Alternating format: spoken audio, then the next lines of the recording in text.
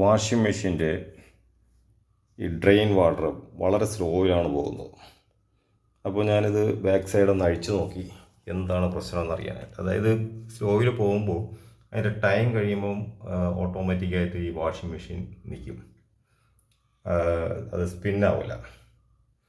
അങ്ങനെ ഞാൻ പരിശോധിച്ച് നോക്കിയപ്പോൾ ഇത് കണ്ടോ, ഇതിൻ്റെ ഈ ഭാഗത്തോട്ടിലോട്ട് ഒരു കോയിൻ, 1 രൂപയുടെയാണ് തോന്നുന്നു, ഒരു കോയിൻ വന്ന് അടഞ്ഞിരിക്കുകയാണ്. അപ്പോൾ നമ്മൾ പോക്കറ്റിലൊക്കെ കോയിൻ ഇടുമ്പോൾ അത് ഇതിനകത്ത് വന്ന് ഇറങ്ങി നിൽക്കുന്നതാണ്. ഇതാണ് എൻ്റെ ഓസിൻ്റെ ഇതിലൂടെ ഞാൻ സ്ക്രൂ ഡ്രൈവർ ഉണ്ടാവും, ആ പൈസയുടെ സൗണ്ട് കേട്ടോ. അപ്പോൾ ഇതിനെ ഇളക്കിയെടുക്കാനുള്ള ഒരു ശ്രമത്തിലാണ്. ഈ ഇതിൽ വഴി വരുന്നില്ല, അതുപോലെ ജാമായിരിക്കുകയാണ്.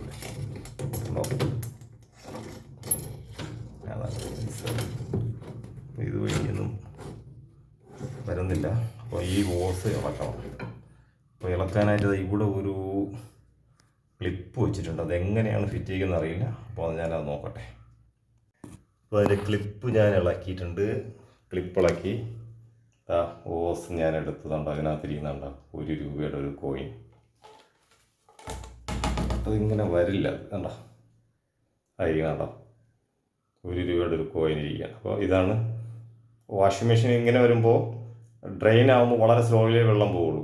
പക്ഷേ ആ ടൈം ഔട്ട് ആകുമ്പോൾ പിന്നെ അത് സ്പിൻ ചെയ്യാനുള്ള ഓപ്ഷനിലേക്ക് വരില്ല, കാരണം വെള്ളം അതിൽ തന്നെ നിൽക്കുന്നതുകൊണ്ട് പറ്റില്ല. അങ്ങനെയാണ് അത് ഇളക്കി പരിശോധിച്ചത് കണ്ടോ. അപ്പോൾ നമ്മൾ ഡ്രസ്സൊക്കെ വാഷിംഗ് മെഷീൻ ഇടുമ്പം കോയിനൊക്കെ പോക്കറ്റിലുണ്ടോ ഇല്ലയെന്ന് നോക്കണം. സാധാരണ ഇതിൽ കോയിനെന്ന് പറഞ്ഞാൽ ഇങ്ങനെ വരാനുള്ളതല്ല, പക്ഷേ എങ്ങനെയോ ഇത് അതിൻ്റെ അടിയിലൂടെ കടന്നു വന്നു. ഓക്കെ, ഇതാണ് ഇതിനകത്തിരുന്നത്. ഓക്കെ, ഇപ്പോൾ അത് ക്ലിയർ ആയിട്ടുണ്ട്. ഇനി നമ്മൾ ഇതിനകത്തോട്ട് കണക്ട് ചെയ്യണം.